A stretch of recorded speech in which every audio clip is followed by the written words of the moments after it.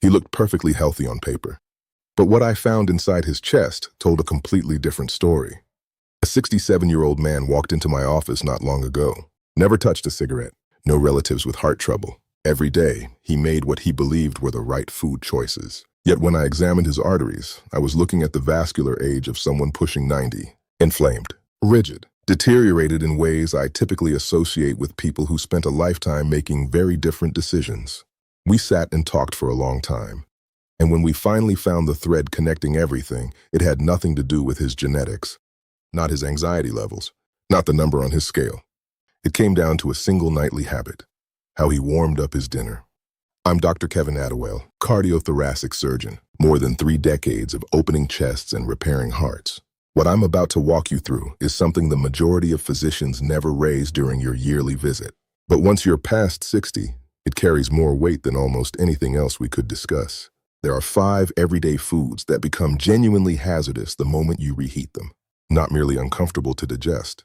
Hazardous. They set off a chain reaction inside your body that silently erodes your arteries and simultaneously elevates your risk of serious disease. Stay with me, because by the time we're done, you'll think very differently the next time you reach for yesterday's leftovers. Before we name the 5 foods, there's something essential I need you to understand about your body right now. In your 30s and 40s, your body was extraordinary at absorbing punishment. Free radicals, mild toxins, low-grade inflammation. Your cells handled all of it quietly, without complaint. You never noticed. You never had to. After 60, those systems begin losing speed. Your liver takes longer to process harmful compounds. Your immune response becomes less targeted. The walls of your arteries grow thinner and less pliable. Your DNA repair mechanisms begin missing things they once caught with ease. Does that make you fragile? Not at all. But your margin for error has narrowed considerably. What your body brushed off at 40 is not brushed off the same way at 65. This brings us to inflammation. Inflammation itself is not your adversary. Short-term inflammation is your body's repair crew. You nick your hand, inflammation gets to work. A virus enters, inflammation mobilizes to fight it. That's the system working exactly as it should. The trouble is chronic inflammation, a low-grade, persistent, smoldering state your body never quite exits. Chronic inflammation doesn't confine its damage to one system. It degrades your arterial walls and simultaneously creates the cellular conditions where abnormal growth can take hold. I have witnessed both outcomes on the operating table far more frequently than I would ever want to. The 5 foods we're about to cover share one defining characteristic. Reheating them generates compounds your body after 60 cannot efficiently neutralize. And when those compounds accumulate meal after meal, day after day, the consequences become visible in ways no one wants to see up close. Let's start with the one most likely sitting in your refrigerator right now. Fried food. French fries, fried chicken, anything prepared in vegetable oil. Sunflower, corn, soybean. You probably already suspect this isn't optimal for your health. But what you almost certainly don't know is this. The real danger isn't eating it the first time. The real danger is putting it back in heat the following day. When vegetable oils are reheated, they undergo a chemical breakdown. The oil oxidizes and in doing so, releases compounds called aldehydes. The same compounds present in cigarette smoke. That's not hyperbole. That's organic chemistry. So what do aldehydes actually do once they're inside you? First, they attack your arterial walls directly. They generate oxidative stress, which damages the cells that line your blood vessels. Over time, that damage becomes inflammation. The walls stiffen. They thicken. They lose the elasticity that keeps blood flowing smoothly. For someone over 60, whose arteries already have reduced flexibility, this is a genuinely serious pathway toward high blood pressure. But that's only the first half of the problem. Aldehydes are also free radicals. And free radicals do something deeply concerning. They attack DNA. They go after the genetic material inside your cells. Most of the time, your repair systems correct that damage. But after 60, those systems are slower. Certain mutations go uncorrected. And when enough mutations collect in the wrong location, that's where serious cellular illness originates. Does this mean you can never eat fried food again? No. But reheating it, especially in a microwave or with additional oil added, that's where the damage compounds rapidly. If you have leftover fried food, use a moderate oven or an air fryer with no added oil. Better yet, eat it cold. The goal is simple. Stop the oil from oxidizing further. The next one consistently surprises people because leafy greens are supposed to be among the purest things you can put in your body. Spinach, kale, Swiss chard, and they are, when handled correctly. The problem begins after cooking. In their raw form, these greens contain nitrates, naturally occurring compounds that, on their own, your body handles without difficulty. But here's what happens after you cook them and let them rest. Bacteria begin converting those nitrates into nitrites. That conversion starts at room temperature and accelerates when the greens aren't stored properly, still manageable at that stage. The truly dangerous step comes when you apply heat a second time. Reheating causes nitrites to react with proteins already present in the food. The product of that reaction is nitrosamines. The World Health Organization classifies nitrosamines as probable human carcinogens associated with cancers of the stomach, esophagus, and colon. But the damage doesn't stop with cancer risk. Nitrosamines also trigger vascular inflammation, directly targeting the endothelium, the inner lining of your blood vessels. When the endothelium becomes inflamed, your arteries lose their capacity to regulate blood flow effectively. Blood pressure becomes more difficult to manage. The risk of clot formation rises. For someone over 60, a simultaneous threat to cardiovascular health and cellular integrity is a serious concern. What makes this particularly frustrating is the intention behind it. You're cooking spinach because you're trying to be healthy. You're reheating the leftovers because wasting food feels wrong. The fix is uncomplicated. Cook only what you intend to eat in that sitting. Anything left over goes cold into a salad. Never reheat it. And one additional point. Are you leaving cooked greens on the counter before refrigerating them? Even a single hour at room temperature accelerates the nitrate to nitrite conversion dramatically. Now here's one that fools almost everyone. Rice. Plain, simple, seemingly harmless. Billions of people eat it at every meal, every day. And yet reheated rice is responsible for more foodborne illness than nearly any other staple food on the planet. Here's the reason. When you cook rice, you eliminate most bacteria. But one particular organism plays by entirely different rules. Its spores survive boiling. They go dormant under heat, then wake up and multiply rapidly the moment the rice begins to cool. Your instinct might be, fine, I'll reheat it thoroughly and kill the bacteria. And you'd be right that the reheating kills them. What it does not do is destroy the toxins those bacteria already produced while the rice was cooling. Bacillus cereus generates heat-resistant toxins as it reproduces. You can bring that rice to a full steam, and those toxins remain entirely intact, fully active, ready to cause harm. In the immediate term, nausea, vomiting, significant discomfort. Unpleasant but survivable. Here is what no one discusses. Repeated exposure to these low-level toxins, 2, 3, 4 times a week across months or years, creates chronic intestinal inflammation. And chronic intestinal inflammation is not a localized issue. It travels. The gut and the cardiovascular system are connected through multiple biological pathways. Inflammatory signals move freely through the bloodstream.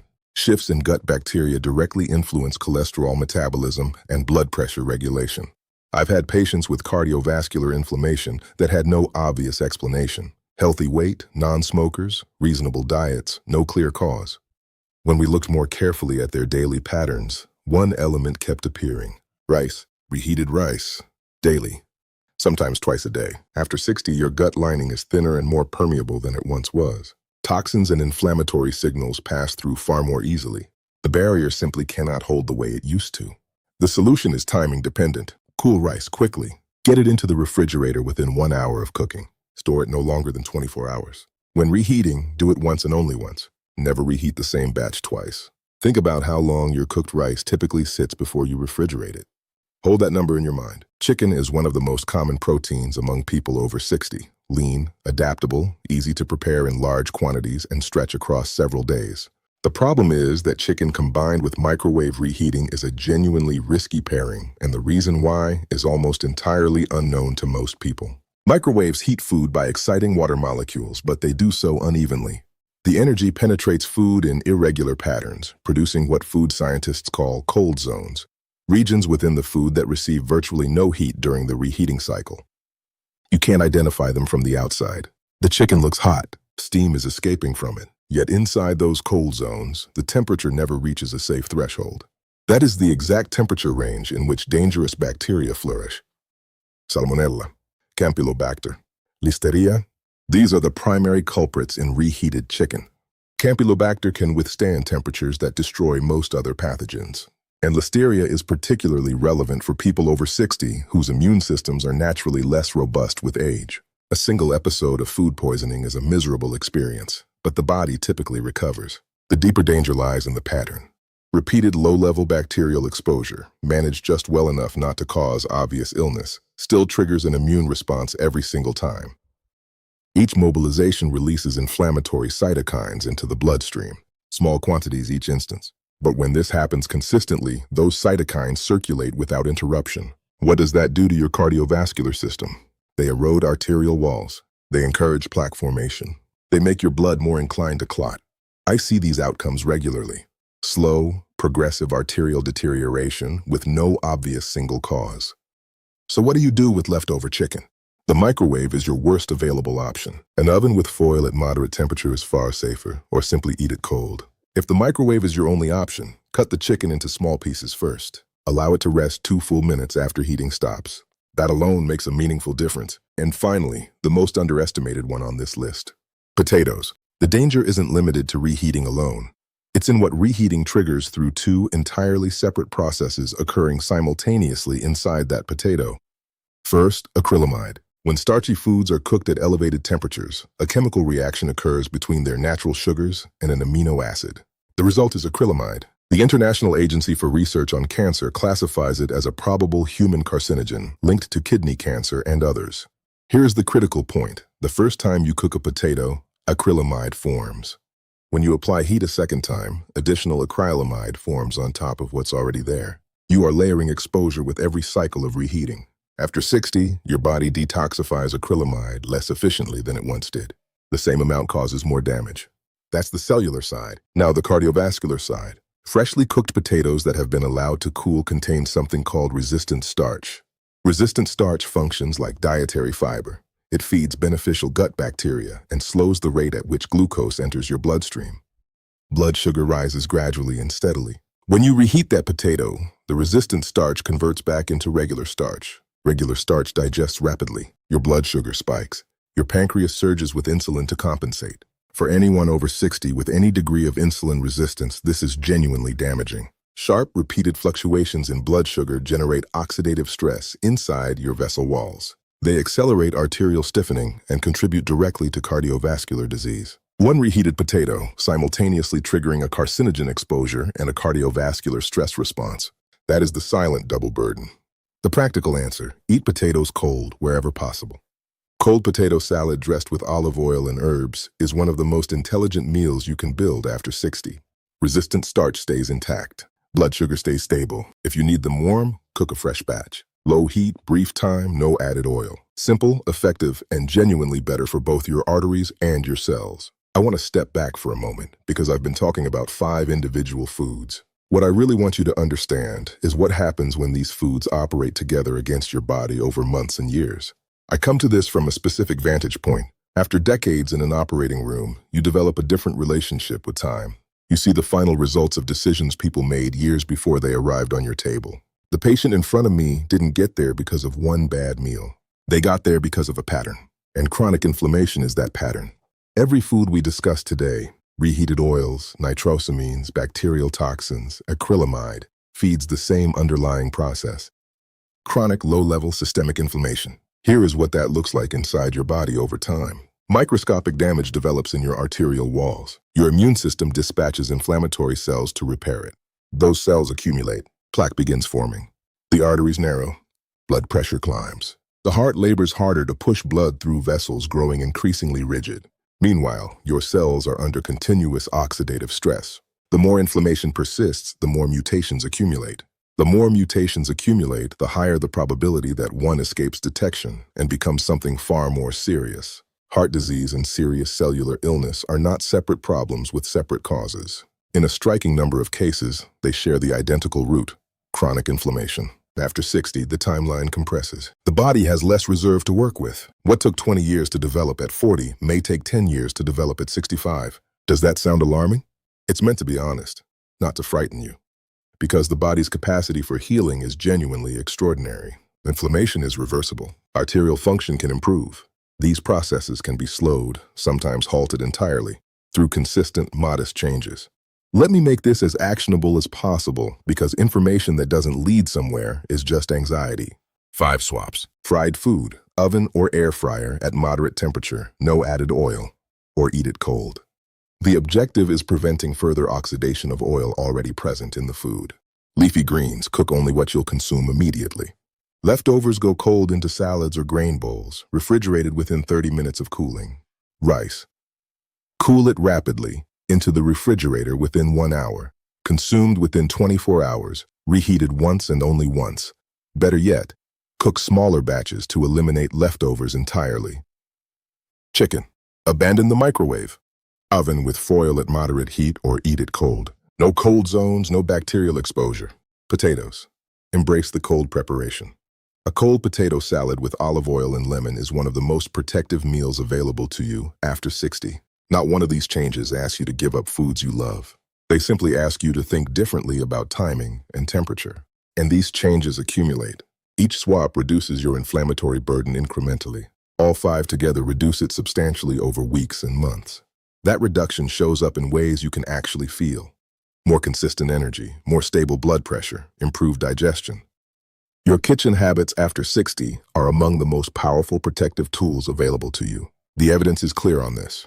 There's something I want to share that I don't say carelessly. I have stood at an operating table with someone's chest open in front of me more times than I am able to count. And in those moments, when you are looking directly at a living, beating heart, working to repair damage that took decades to build, you develop a very precise understanding of what genuinely matters. The abstractions fall away completely. You're not looking at a risk percentage or a statistical cohort.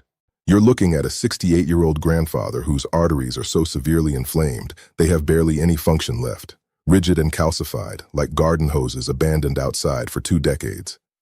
And the question that stays with you long after you leave that room is always the same: how much of this was preventable? The honest answer, based on everything I have witnessed and everything the research consistently demonstrates, is that a significant portion of it was. Not all of it. Genetics matter. Age matters. There are factors that lie entirely outside anyone's control. I'm not here to assign blame. But chronic inflammation is largely preventable. And chronic inflammation sits at the root of a staggering proportion of the cardiovascular disease and cellular illness I have seen in this work. What continues to surprise me most isn't the obvious cases. It's the patients who appeared to do almost everything correctly, exercised regularly, managed their weight, cooked at home, and yet their arteries still showed the unmistakable fingerprints of chronic inflammatory damage. When we look closely at the daily details, the same pattern surfaced every time. Reheated oil twice daily, microwaved spinach every morning, rice left on the counter overnight, chicken in the microwave 3 times a week without a second thought. None of those things feel dangerous. That is precisely the problem. They feel like reasonable, sensible, even conscientious behavior. But inside the body, after 60, those repeated chemical exposures stack. The inflammation never resolves completely. The DNA repair system starts missing things it once caught automatically. This is the conversation I wish I could have with every patient before they arrive in that operating room, before the procedure, before the options begin to narrow. You still have all of your options. You're here, watching this, which tells me you're paying attention to your health. You're asking the right questions. The changes we've discussed are 5 straightforward adjustments to how you handle specific foods. They are within your reach today. No prescription required. The body you are living in after 60 has carried you an enormous distance, and it possesses more capacity for recovery than most people ever give it credit for. What it needs now is for you to stop adding accelerant to a fire that's already burning quietly in the background. Reduce the inflammation. Protect the arteries. Give your cells a genuine fighting chance. That's not poetic language. That's what 30 years in the operating room actually teaches you. Which of these 5 foods caught you most off guard? Leave your answer in the comments below. I genuinely read them. If someone you care about is over 60 and reheating these foods regularly, share this with them. Not to alarm them, to give them what you now have. If this was useful, hit the like button. It puts this information in front of more people who need it. And subscribe for more of these direct, honest conversations about your health after 60. Take care of your heart. Take care of yourselves. The kitchen is one of the most consequential spaces in your life. Now you know how to use it wisely. Everything discussed here is general information, not personal medical advice. Your individual situation is unique. Before making any changes, please speak with your own doctor.